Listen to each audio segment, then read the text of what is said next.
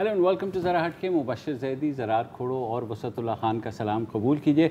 कौन सा अपोजिशन ने पहली दफ़ा ऐसा किया है जो हर तरफ आवाज़ें उठ रही हैं कि जनाब ये क्या हो गया है पार्लियामेंट की जॉइंट सेशन में, कि जैसे जो सेनेट के चेयरमैन के इलेक्शन में नहीं हुआ या जो आर्मी चीफ की एक्सटेंशन की जो लेजिस्लेशन थी उसमें नहीं हुआ, मगर आज अपोजिशन सीख पा है कि हमें फैटफ की जो लेजिस्लेशन है उस पर बात करने का मौका नहीं दिया गया। हालांकि जॉइंट सेशन में अगर बात करने का मौका नहीं दिया, सही है, बहुत बुरी बात है। अगर बात कर भी लेते तो बिल तो ना रोक सकते। अच्छा, बिल क्यों नहीं रोक सकते? क्योंकि पार्लियामेंट में है सिर्फ 2017 हुकूमती अरकान, जिसमें से 217 जिसमें से 200 मौजूद थे।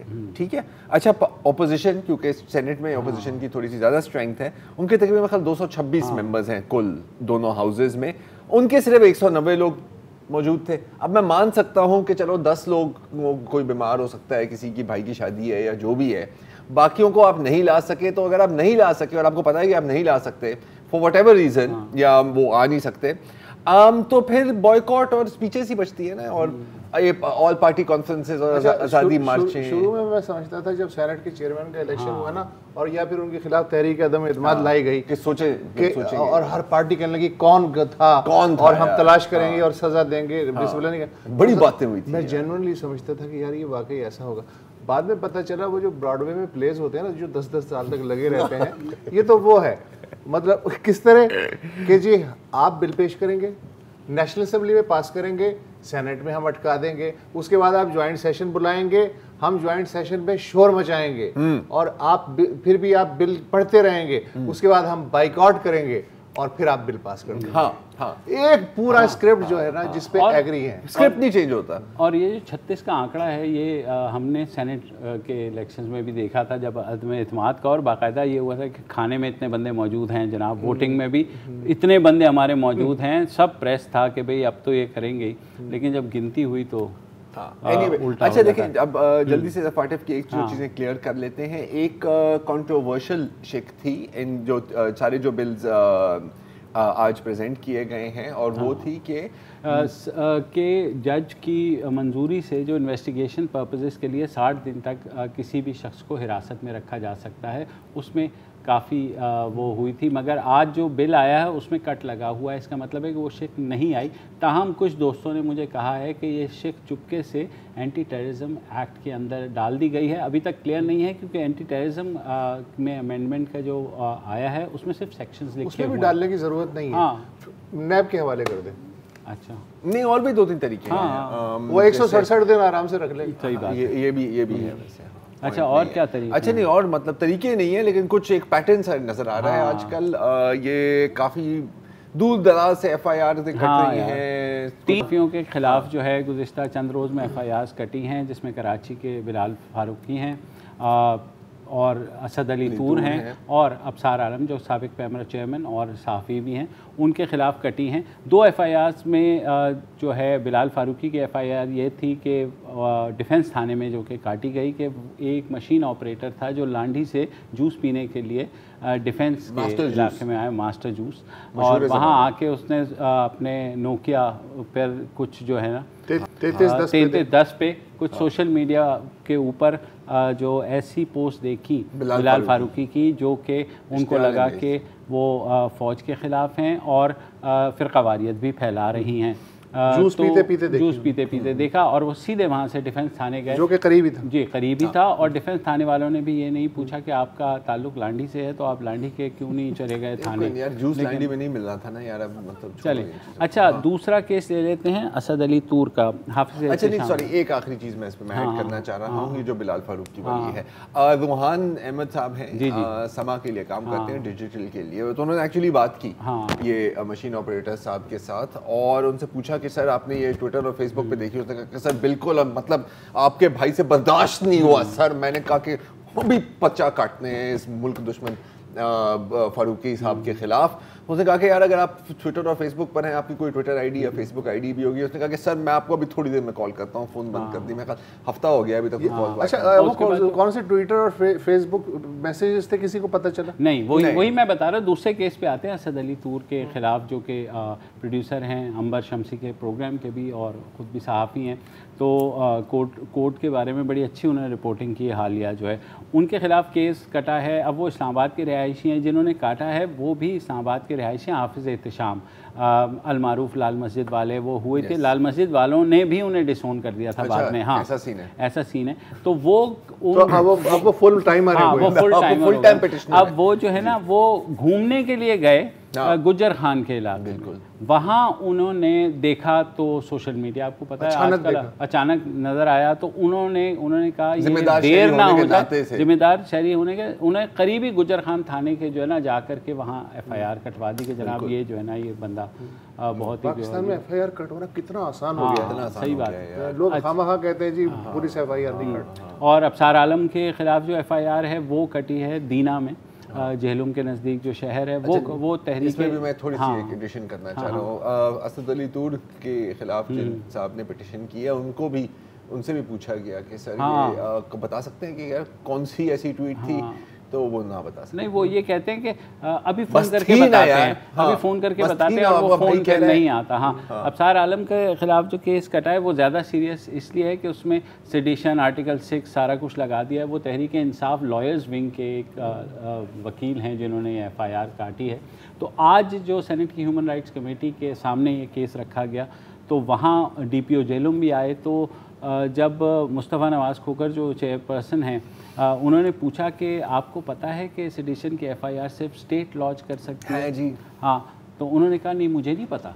अच्छा, तो उन्होंने कहा यार आपकी मतलब इतनी ट्रेनिंग हुई है, अब आप DPO हो गए माशाल्लाह, आपको यही नहीं पता। फिर उन्होंने कहा चले हम बता देते कि CRPC का 196 जो है वो उसमें लिखा हुआ है कि जो सेडिशन की FIR है वो सिर्फ और सिर्फ जो है वो रियासत ही कर सकती है। नहीं, वो CPRC 196 को कोई नए फोन का मॉडल को समझना। हाँ, वो यार आपके पास कौन सा है, 196 है 201? ये जो केसेस चल रहे हैं अब ये रुकते हैं क्योंकि शुक्र है कि बिलाल फी बाहर आ गए। असद अली तूर ने आज प्रोटेक्टिव बेल ले ली है और अबसार आलम जो हैं वो भी इंतज़ार कर रहे हैं। तेरा क्या होगा कालिया?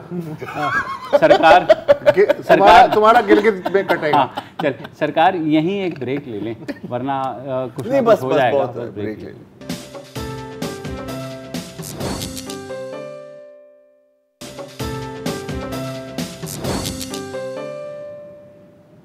वेलकम बैक जी। आज भी हम मोटरवे केस, रेप केस पर बात करेंगे। पिछले 2 दिनों से बात कर रहे हैं और मकसद ये है कि कोई हल निकाला जाए। तो अब तक हमने ये बातें की हैं कि पुलिस के लेवल पर, केस के रजिस्ट्रेशन के लेवल पर क्या रुकावटें सामने आती हैं, पुलिस का रवैया कैसा होता है। हमने ये भी बात की है कि कौन सी कानून साजी की मज़ीद अभी ज़रूरत है, और कानून साजी से शायद ज़्यादा अहम है कि जब ऐसे केसेस अदालत में पहुंचते हैं, और आपको पता है कि बहुत कम ऐसे केसेस एक्चुअली अदालत तक पहुंचते हैं, तो वहाँ पर क्या होता है, जो विक्टिम है, जो सर्वाइवर है, उस पर किस किस्म के प्रेशर डाले जाते हैं, ना सिर्फ वकला की तरफ से बल्कि पुलिस की तरफ से, रेपिस्ट की तरफ से, जुडिशरी की तरफ से और अपने ख़ानदान की तरफ से, बल्कि पूरे समाज की तरफ से। तो आज हम इसी समाज पे बात करेंगे और हमें ज्वाइन कर रही हैं विमेंस राइट्स और human rights activist Tahira Abdullah Sahiba और Mukhtar Bibi. Thank you both for joining us ji. Tahira Sahiba, मैं आपसे स्टार्ट करूँगा और मैं बात करना चाह रहा हूँ सोशल चेंज और एक्टिविज़म की। 41 सालों की आपकी जिद्दोजहद है, हर women's right cause, petitions, cases, सब कुछ आपने देखा है। क्या कुछ पाया है इन हमने एज अ सोसाइटी, या हम पीछे ही गए हैं इन 40 सालों में? बहुत शुक्रिया, और तीनों दोस्तों को कराची में सलाम पहुंचे, कॉलीग्स को, कॉमरेड्स को। मुख्तार बीबी के लिए ख़ास तौर पर प्यार भरा सलाम, और मैं अपने लिए ये बायस एज़ाज़ और फ़ख्र महसूस करती हूँ कि आज आपने मुझे मुख्तार बीबी के साथ मदो किया। ये मेरे लिए बहुत एक ऑनर की बात है और एज़ाज़ की बात है।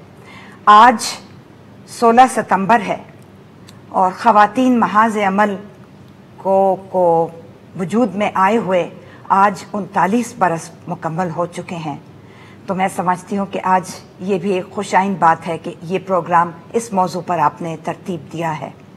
आपने पूछा कि हम लोग कामयाब हुए कि नाकाम हुए, या क्या खोया क्या पाया, क्या अचीवमेंट्स हैं क्या नहीं हैं, फेलियर्स बहुत हैं। मेरे नज़दीक अगर मैं बुरी खबर के बजाय अच्छी खबर से शुरू करूं जी, तो वो ये है कि हम इस गुमान में ना रहें कि जिन औरतों ने 39 बरस पहले एक प्लेटफॉर्म मुहैया किया था, औरतों के हुकूक की बात ऐसे एक तारीख दौर में, जनरल ज़ियाउल हक का मार्शल लॉ था, ब्रूटल डिक्टेटरशिप, आमिराना दौर था, तो हम इस खुश फहमी में या गुमान में या फिक्र में ना रहें कि हमारे बाद क्या होगा। पिछले 4-5-6 दिनों से पूरे पाकिस्तान में जिस तरह पाकिस्तानी कौम, आम अवाम निकल कर आए हैं, और आपको सुनकर ये खुशी होगी कि ना सिर्फ औरतें निकली हैं, ना सिर्फ नौजवान औरतें निकली हैं, ना सिर्फ लड़कियां और स्टूडेंट्स निकले हैं, बल्कि हमारे साथ शाना बशाना मर्द और नौजवान मर्द, बिलखुसूस स्टूडेंट्स हमारे साथ निकले हैं। मैं समझती हूँ ये बहुत खुशआइन बात है, और अगर हमने कुछ हासिल किया है, अगर हम कोई भी कामयाबी अपनी देखते हैं, तो ये एक बहुत बड़ी कामयाबी है कि रेपिस्ट तो कम ना हो सके, लेकिन सोसाइटी में, मुआशरे में, अवाम में एक आगही, एक शऊर, एक बेदारी की लहर ज़रूर चमकी है। बिल्कुल। मुख्तार बीबी, आपने एक कानूनी जंग भी लड़ी, आप खुद रेप सर्वाइवर भी हैं, और आपका केस जिस तरह से चला और सुप्रीम कोर्ट तक पहुंचा, आपने एक बड़ी तवील जंग लड़ी है। वो जंग जो शायद बहुत सी रेप का शिकार ख़वातीन जो हैं वो इस खौफ से छोड़ जाती हैं, या तो माशरे का खौफ, जैसे ज़रार ने कहा, तो आपने ये जंग लड़ के और अपना केस जो है वो जीत कर ये साबित किया कि इस अदालती निज़ाम, इस प्रोसिक्यूशन, इस पुलिस में जो भी खामियां हैं उसके बावजूद इंसाफ एक दिन तो मिलता है। जी शुक्रिया, पहले तो आपका शुक्रिया, फिर बाजी तहरा का शुक्रिया, क्योंकि मुझे बहुत खुशी हो रही है, मैं बाजी के साथ ही प्रोग्राम कर रही हूँ, क्योंकि अक्सर बाजी जो है ना, मैं जब भी जाती हूँ तो बाजी से मुलाकात होती रहती है।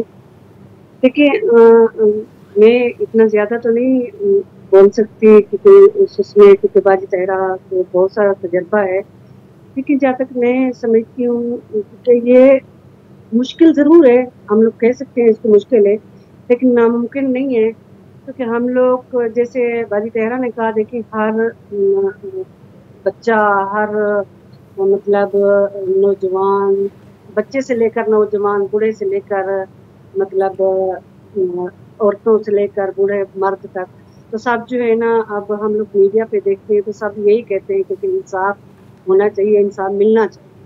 तो ये सबसे अच्छी बात है हमारे लिए, क्योंकि हम लोग इस तरह से एक दूसरे के साथ खड़े रहेंगे, एक दूसरे के लिए आवाज़ उठाते रहेंगे, तो मेरे ख्याल में हमारी इंसाफ की जो है वो दूर नहीं है। इंशाल्लाह एक न एक दिन ज़रूर हमें इंसाफ मिलेगा इंशाल्लाह। और आपने तो बल्कि उससे आगे भी किया कि आपने एक स्कूल बनाया, वहाँ बच्चियों को आपने तरबियत देनी शुरू की, और तमाम एक जो है इनका सबसे बड़ा कंट्रीब्यूशन पता क्या है? मैं तो बीबी के स्कूल देख चुका हूँ मुजफ्फरगढ़ में, स्कूल भी इनका कोई कंट्रीब्यूशन नहीं है, बना सकती हैं, बना लिया। इनका सबसे बड़ा कंट्रीब्यूशन ये है कि इससे पहले 99.9% जो रेप विक्टिम्स थे वो घर में बैठ जाते थे किसी भी वजह से। जब इन्होंने पहली बार आवाज़ उठाई तो पहले तो लोग हैरत में पड़ गए कि ये कैसे हो सकता है, ये औरत खुल्लम खुल्ला जो है अपने साथ होने वाली जो हुआ है जुल्म, उस पर बात कैसे कर सकती है। उसके बाद से आप देखें कि कितनी बीसियों जो रेप विक्टिम्स हैं, चाहे मर्द हों ख़वातीन हों, उनको एक मिला یعنی راستہ کہ اگر یہ کر سکتی ہیں تو ہم کیوں نہیں کر سکتے. تو انہوں نے ایکچولی راستہ کھولا. اچھا اسی بات کو میں تھوڑا سا آگے لے جانا چاہ رہا ہوں. مختار بی بی آپ سے ہی سوال ہے کہ جو آپ وہاں ہی ہیں جہاں پر ہمیشہ رہتی تھی, جو پہلے وہاں کا لوگوں کا رویہ تھا اور آج جو رویہ اور خاص طور پر جو نئی نسل ہے, اور آپ کے اسکول میں بھی آپ ان کو دیکھتی ہوں گی, کوئی آپ نے تبدیلی دیکھی ہے ان کے رویے میں جہاں پر ریپ اور ریپ کیسز کی بات آتی ہے, ریپ وکٹمز کی بات آتی ہے؟ میرا جو ایک مقصد تھا اس میں بالکل میں تین تبدیلی کہ میرا مقصد تھا ایک 60 سالہ بندے کو چینج نہیں کر سکتی میں, لیکن میں 4 سالہ بچے کو ضرور چینج کر سکتی ہوں. تو وہ اللہ کا شکر ہے اس مقصد میں کافی حد تک میں کامیابی ہوئی, اور اللہ تعالیٰ نے اس میں کافی سارا مطلب کامیابی دی. تو اس چیز کو میں دیکھتی ہوں تو میں کہتی ہوں واقعی کامیابی ہے یہ. تو دیکھیں اب جیسے میرے بھائی بھی کہہ رہے تھے, کیونکہ پہلے عورتیں آواز نہیں اٹھاتی تھی, خودکشی کر لیتی تھی. دیکھیں آج جو ہے نا عورتیں آواز بھی اٹھاتی ہیں, اپنے حق کے لیے اپنا حق بھی مانگتی ہیں, اور اپنے جنگ لڑنے کے لیے تیار بھی ہو جاتی ہیں. تو دیکھیں پہلے یہ ہوتا تھا عورتیں صرف ایک ہی راستہ ہوتا تھا, جیسے میں نے بھی چنا تھا, تو وہ راستہ ہوتا تھا خودکشی کا. تو اس کے علاوہ آگے ہمیں کوئی راستہ نہیں ملتا تھا. لیکن اب کوئی بھی مشکلات ہے تو عورتیں اس مشکلات کو مطلب جھیلنے کے لیے تیار ہوتی ہیں. جی ایک وقفہ لے لیتے ہیں اور وقفے کے بعد اپنی گفتگو جاری رکھیں گے.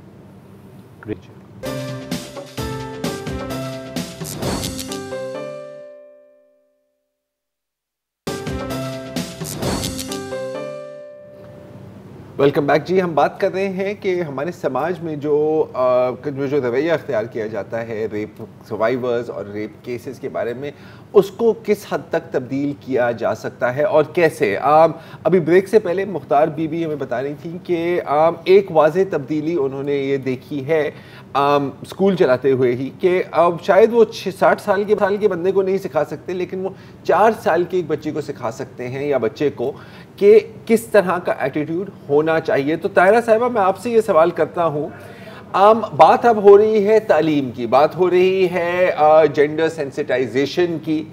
کس حد تک یہ چیز سکھائی جا رہی ہے اور کس حد تک سکھائی جا سکتی ہے آپ کے نظر میں؟ قطعی طور پر نہیں دکھائی جا رہی اور سکھائی جا رہی, قطعی طور پر نہیں. میں کیونکہ ایک محقق بھی ہوں, ریسرچر بھی ہوں, تو میں اپنے ساتھ کچھ دکھانے کے لیے لائی ہوں. یہ ہے نئی حکومت کی تعلیمی پالیسی, اور آپ کو معلوم ہے کہ ایک سنگل نیشنل روم پہ کتنا زیادہ ڈیبیٹ ہوا. وہ آج کا موضوع نہیں ہے, اس پہ کسی اور دن بات کر لیں گے. یہ ایک بہت مایوس کن ڈرافٹ تعلیمی پالیسی ہے, نہایت مایوس کن. اس کے برعکس ہم لوگوں نے کچھ لوگوں نے مل کر پورے پاکستان کے نصاب, تدریسی کتب اور ٹیچرز ٹریننگ کے اوپر تحقیق کی ہے, اور ہم نے یہ دیکھا ہے کہ ایک پریشان کن حد تک ہمارے بچوں اور بچیوں کو, طالب علموں کو جو سکھایا جا رہا ہے وہ ایک نہایت غلط قسم کا نصاب, غلط قسم کی تدریسی کتب, غلط قسم کی ٹیچرز ٹریننگ کی جا رہی ہے. نفرت بھرا مواد سکھایا جا رہا ہے. نہ ہمیں کسی قسم کی کوئی رواداری, نہ کوئی عزت کرنا, نہ احترام, نہ ایتھکس, کچھ بھی نہیں ہمارے بچوں اور بچیوں کو سکھایا جا رہا. حتیٰ کہ لائف سکلز بیسڈ ایجوکیشن, اپنا تحفظ کرنا بھی نہیں سکھایا جا رہا. میں یہاں, مجھے غلط مت سمجھیے گا, میں سیکس ایجوکیشن کی بات نہیں کر رہی, میں بنیادی تحفظ کی بات کر رہی ہوں. چھوٹے بچوں اور بچیوں کو بتایا جائے کہ ان کے ساتھ کیا کیا خطرات ہو سکتے ہیں, رسکس کیا ہیں, اور کس طرح اس اپنا تحفظ خود کریں گے. ہمارے پاس چیزیں سب موجود ہیں, اعداد و شمار, ڈیٹا, اسٹیٹسٹکس, تحقیق, انالیسس, تجزیہ, سب کچھ موجود ہے. اگر نہیں کچھ موجود تو وہ سیاسی عزم نہیں موجود جو کہ بتائے گا ہمیں کہ ایک ایڈوکیشن ایمرجنسی ہے پاکستان میں, جس کا کسی کو نہ احساس ہے, نہ ادراک ہے, نہ کچھ کرنے کی کوئی کوشش ہی نہیں ہے, کیونکہ نیت ہی نہیں ہے. जब आपका सियासी अज़्म नहीं होगा, नीयत नहीं होगी, तो फिर आप ये पाकिस्तान में एक एजुकेशन इमरजेंसी कैसे नाफिज करेंगे? मुख्तार बीबी की बात 100% दुरुस्त है, लेकिन करेगा इस बिल्ली की गर्दन में घंटी डालेगी कौन? मैडम मैं आपसे जानना चाह रहा हूँ, मैं आपसे ये जानना चाह रहा हूँ कि ये ज़ाहिर है जो आपने किताबें दिखाई हैं, ये बहुत बड़ा काम है जो पैरेलल आपने एक निसाब तैयार करने की कोशिश की है, आप या आपके ग्रुप ने। आप लोगों ने हुकूमत से भी अप्रोच किया होगा कि भैया ये जो तालीमी पॉलिसी बना रहे हो इसमें हमारे ग्रुप का भी इनपुट ले लो, हमने इतना काम किया है। मेरी तो ज़ाती तौर पे किताबें बल्कि मौजूद हैं, मुझे तो नहीं, ठीक है मैं इस काबिल नहीं हूँ, लेकिन जिनको बुलाया गया है उनकी बातें मानी नहीं जा रही, क्योंकि जहाँ तक रवादारी जिसको टॉलरेंस कहते हैं, लेकिन मुझे ये लफ्ज़ पसंद नहीं है, रिस्पेक्ट, एक्सेप्टेंस, इज्जत और एहतराम करना हर तबके के लिए, सिर्फ औरतों और बच्चों की बात नहीं कर रही, गैर मुस्लिम पाकिस्तानियों का जिक्र हो रहा है यहाँ पर। दूसरे मज़ाहिब बसते हैं पाकिस्तान के अंदर, मुख्तलिफ किस्म के ज़बानें बोली जाती हैं, सूबे हमारे मुख्तलिफ हैं, कौमियतें मुख्तलिफ हैं, किसी किस्म का कोई इज्जत और एहतराम, नफरत की आबियारी है, एक ग्लोरिफिकेशन ऑफ मिलिटराइजेशन का निसाब और तदरीसी कुतुब बनाई जाती हैं।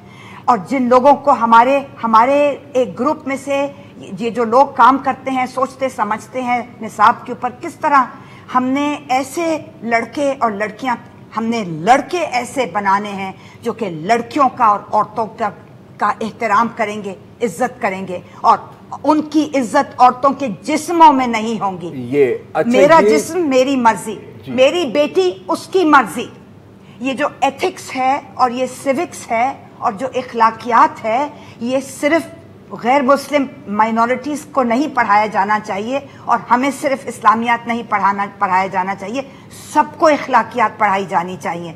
जब वालिदैन के घरों में जब बेटियां पैदा होती हैं तो मुझे बताइए कि लड्डू क्यों नहीं बांटे जाते? लड्डू सिर्फ उस वक्त के लिए उठाए रखे जाते हैं जब लड़का पैदा होगा, और जब एक लड़की या दो लड़की पैदा हो जाती है तो रिश्तेदार, मोहल्लेदार, दूर दराज के लोग, ओहो कोई बात नहीं, हम ना करो, अगला बच्चा जरूर लड़का होगा, इंशाल्लाह हम दुआ करते हैं, हम तावीज़ करते हैं, हम पीर साहब के पास जाएंगे, आपके लिए बेटे के लिए दुआ करेंगे। जब ये रवैये होंगे तो फिर मेल सुपीरियरिटी क्यों नहीं आएगी? फिर हम पिदरशाही की बात करते हैं, हम औरतों से नफरत की बात करते हैं, हम मेल सुपीरियरिटी और एक सेंस ऑफ एंटाइटलमेंट का अक्सर जिक्र होता है। ये तो अल्फाज हैं सिर्फ। जहनियत हमारी ये है कि जब औरत रेप हो जाती है तो उसकी वावैन के अंदर इज्जत लूटी गई, उसकी इस्मत दरी हुई, उसकी बेहुरमती हुई, उससे ज्यादती हुई, आबरू रेजी हुई, बेइज्जती हुई, बदफेली हुई, अगर सॉडोमी हुई। एक्सक्यूज मी, रेप तो रेप है, ये एक जुर्म है, एक घनावना हीनस क्राइम है। आप इसको क्राइम के तौर पर देखें, इसको जुर्म के तौर पर देखें। इज्जत मेरी नहीं लूटी गई। सही बात है, बिल्कुल आप अच्छा, ये जो तायरा साहिबा ने बात की ज़बान की और अल्फाज के चुनाव की, अब ये अगेन इनफैक्ट मैं भी यही सवाल पूछना चाह रहा था, मुख्तार बीबी से आपसे मैं पूछना चाह रहा था कि हम जो अल्फाज इस्तेमाल करते हैं इन केसेस के लिए, अगेन जैसे अभी तायरा साहिबा ने कहा, ज़्यादती, ज़बरदस्ती, बेइज्जती, ये किस हद तक नुकसानदेह हैं? क्या हमारे ज़हनों में मतलब क्या तस्वर आता है? तो एक वक्फा लेते हैं और उसके बाद उससे बात करते हैं।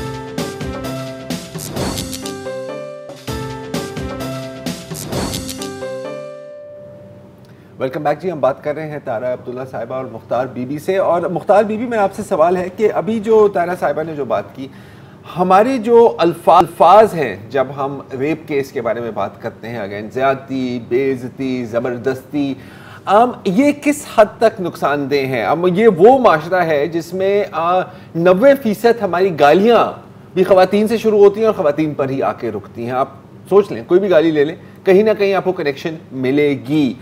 किस हद तक ये हमारी सोच पर असरअंदाज होती है जब हम उर्दू ज़बान में फॉर एग्जांपल रेप केसेस पर बात कर रहे हैं, या इवन किसी भी ज़बान, या किसी भी ज़बान में بالکل جی دیکھیں یہ بہت مشکل سے میں بتانا چاہ رہی ہوں کیونکہ یہ جو باتیں ہمارے روح تک، ہمارے جسم تک، ہمارے دماغ پہ اثر کرتی ہیں. جب ہم لوگ سنتے ہیں یہ باتیں، جب ہماری دیکھیں 4 سال کی بچی، 4 سال کا بچہ، 5 سال کی بچی، 5 سال کا بچہ ہے جہاں گھروں میں محفوظ نہیں ہے، تو جب یہ باتیں ہمارے کانوں تک پہنچتی ہیں، جب دیکھتے ہیں ہم لوگ، تو ایک دفعہ روح کانپ جاتی ہے ہماری. تو دوسرا جو آ جاتا ہے ہمارا ایک بیچ میں معاشرہ بھی آ جاتا ہے، کیونکہ جب ہم لوگ دیکھتے ہیں جو ہم مطلب جس کے ساتھ زیادتی ہوئی ہوتی ہے یا جنہوں نے یہ درندگی کی ہوئی ہوتی ہے جس مظلوم کے ساتھ، تو عموماً اس کو کہا جاتا ہے یہ غلط تھی، یہ طلاق یافتہ تھی، اور اس طرح سے اس لیے اس کا کیس جو ہے نا اس طرح سے نہیں ہوگا. مطلب کافی اس طرح سے سوال جواب ہوتے ہیں جو میں اس پہ نہیں بتا سکتی. لیکن ہمارا معاشرہ، ہماری ریاستیں، ہمارا جو ماحول ہے، ہماری جو جیسے باجی طاہرہ نے کہا تعلیم میں خاص کر جو کتابوں میں پڑھایا جاتا ہے، تو یہ چیزیں کیوں نہیں بیچ میں آتی. اور سب سے جو ہمارے ظلم ہمارے معاشرے میں، ہمارے ملک میں جو بڑھ رہے ہیں، تو ان کے اوپر جو ہے نا قانون سازی کیوں نہیں کی جاتی. ٹھیک ہے. اچھا یہ جو ہے جو بات کی انہوں نے بھی اور طاہرہ نے بھی، میرے ایک دوست ہیں وہاں یورپ میں، انہوں نے ایک ریسرچ کی ہے کہ دنیا کی مختلف زبانوں میں جو محاورات ہیں ان کا جینڈر بیس کیا ہے.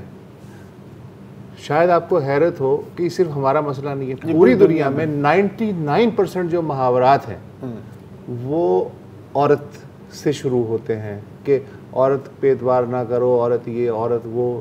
اس میں یورپ، افریقہ اور کوئی تمیز ایشیا کی کوئی مسئلہ نہیں ہے. صدیوں کا یہ معاملہ ہے، ہزاروں سال کا اسی طرح چلا آ رہا ہے نا معاملہ. کیسے تبدیل ہو سکتا ہے؟ نہیں تبدیل ہو سکتا انلیس آج سے نصاب میں یہ جنڈر سینسٹیوٹی لازمی قرار دی جائے، اور دوسرے یا میڈیا مسلسل جو ہے اس کو اڈاپٹیشن کی ضرورت ہے، اور کوئی راستہ نہیں. میں طاہرہ صاحبہ سے یہ پوچھنا چاہتا ہوں کہ ظاہر ہے ہمارے یہاں شہید بے نظیر بھٹو مسلم دنیا کی پہلی خاتون وزیر اعظم رہیں، مسلم دنیا کی پہلی خاتون اسپیکر ڈاکٹر فہمیدہ مرزا رہیں، اور ہم نے دیکھا منسٹریل لیول پر خاصی خواتین رہیں، پارلیمنٹ میں لیجسلیشنز بھی کافی آئی ہیں. تو اس سے فرق تو یقیناً پڑا ہے کہ اب یہ بات ہم کھل کے اس وقت کر رہے ہیں، ایسا ہے؟ دیکھیے، قانون سازی کے کچھ الفاظ ہوتے ہیں، کاغذ پر کچھ لکھا جاتا ہے، اور ایک چیز ہوتی ہے ہر قانون کے ساتھ جس کو انگریزی میں لکھتے ہیں، کیونکہ قانون سازی پارلیمان میں ابھی تک پتہ نہیں انگریزی میں کیوں ہو رہی ہے، statement of objects and reasons, کہ اس قانون کے پیچھے اغراض و مقاصد کیا تھے جس کی وجہ سے ہم نے یہ قانون کا مسودہ پیش کیا ہے نیشنل اسمبلی میں، سینٹ میں یا صوبائی اسمبلیوں کے اندر، اور اب اس کو آپ لوگ بحث مباحثہ کریں اور پھر یا تو پاس ہو جائے گا اور یا پھر رد کر دیا جائے گا. ہر قانون کے پیچھے کوئی نیت ہوتی ہے، کوئی سوچ ہوتی ہے، کوئی فکر ہوتی ہے، اور سب سے بڑھ کر رویے ہوتے ہیں. یہ وہی رویے کار فرما ہے پارلیمان کے اندر مباشر صاحب، جو کہ کون بیٹھا ہے پارلیمان میں؟ وہ شخص بیٹھا ہے. میرے الفاظ تھوڑے سے سخت ہو جائیں گے شاید، میں پیش کی آپ سے معذرت کرنے کو تیار ہوں، لیکن شاید ضرورت نہ پڑے. کیا یہ وہی شخص بیٹھا ہے پارلیمان میں جو کہ پیر سے لے کے جمعے تک اسلام آباد میں فرض کریں یا صوبائی کیپٹلز کے اندر بیٹھ کر اسمبلیوں میں بیٹھتا ہے اور قانون سازی کرتا ہے ان معاملات کے اوپر؟ 11 سے لے کے 13 قانون بنے ہیں پچھلے 15 برس کے اندر، جو کہ عورتوں اور بچیوں اور بچوں کے سلسلے میں تحفظ فراہم کرتے ہیں، یا ان کے لیے کچھ مضبوطی کا یا کچھ سہارا یا کچھ نہ کچھ ان کے لیے بہتری کے لیے، فلاح و بہبود کے لیے. اور جمعے سے لے کے اتوار کی رات تک وہی شخص جب اپنے گاؤں میں یا اپنے شہر میں واپس جاتا ہے تو وہ جرگہ اور پنچایت بٹھاتا ہے، اس کی سربراہی کرتا ہے، اور پھر وہ فیصلے ہوتے ہیں जो कि हमने मेरी बहन मुख्तार बीबी के साथ देखा, या हजारों और मिसालें मैं आपको पेश कर सकती हूँ। रत्ता अमराल वाला जो केस था, एक 12 साल की बच्ची का जो रेप हुआ था, और फिर उसके बाद किस तरह की दहशत मचाई गई। इतने ज्यादा एग्जाम्पल्स हैं और मिसालें हैं देने के लिए कि आपका प्रोग्राम का वक्त खत्म हो जाएगा। और हो ही गया, पूछते हैं कि कौन लोग हैं पार्लियामेंट। तारा साहिबा, बहुत माजरत प्रोग्राम का हो गया। मुझे बस एक आखिरी चीज़ याद आती है कि जब मुख्तार बीबी के साथ रेप का केस हुआ था तो जनरल मुशर्रफ ने उस वक्त कहा था कि ये लोग ऐसे ही करते हैं ताकि वो बाहर चले जाएं। ये इधर है, वो बाहर है। बिल्कुल। आज के लिए इतना ही जी, इजाज़त दीजिए, खुदा।